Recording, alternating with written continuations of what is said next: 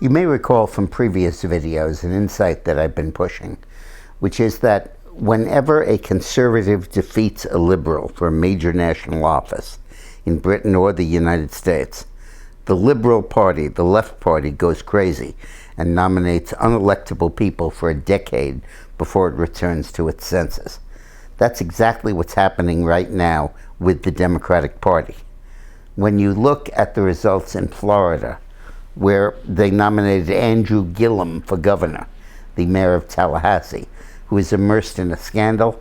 He's been under investigation by the FBI, and he's calling for a $15 minimum wage for single-payer health care.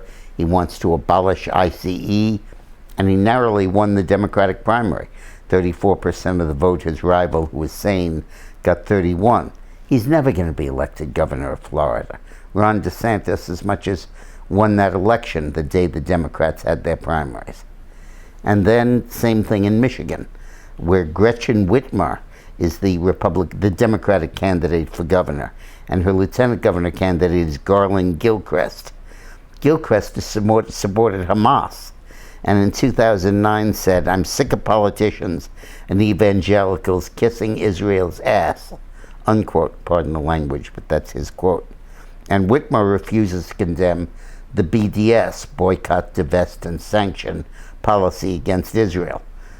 She narrowly edged out a Muslim candidate for the Democratic nomination. So her candidacy isn't going anywhere either. Schuette, the Republican, will win in Michigan precisely because the Democrats have nominated someone who can't get elected. And then we have the same thing in Queens. Here, of course, the Democrat will be elected, but it's emblematic of the drift to the left when Alexandria Ocasio-Cortez defeated Joe Crowley, the longtime Democratic congressman. And she's become sort of the poster girl for the progressive movement in this country. The historical precedent of this is clear, and pardon me for repeating it.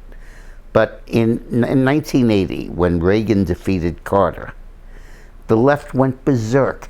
And instead of moving to the center and trying to win elections, they nominated Walter Mondale and Mike Dukakis, who lost by overwhelming margins, until in 1992 they recovered their sanity, nominated Bill Clinton, and were able to win.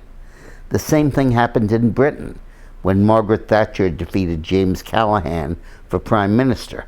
The Labour Party nominated Neil Kinnock and Michael Foot in the successive elections after Callaghan, and lost by massive margins before they became sane and nominated Tony Blair, and the Labour Party won once more. The reason this happens is that the moderates, the independents, the sane people, leave the left-wing party and either go independent or enter the Conservative Party.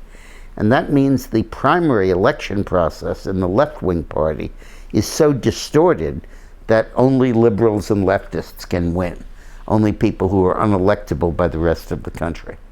So the Democrats are euphoric now about the new progressive revolution and all of that. But it's all based on nominating candidates who can't get elected. Thanks for watching.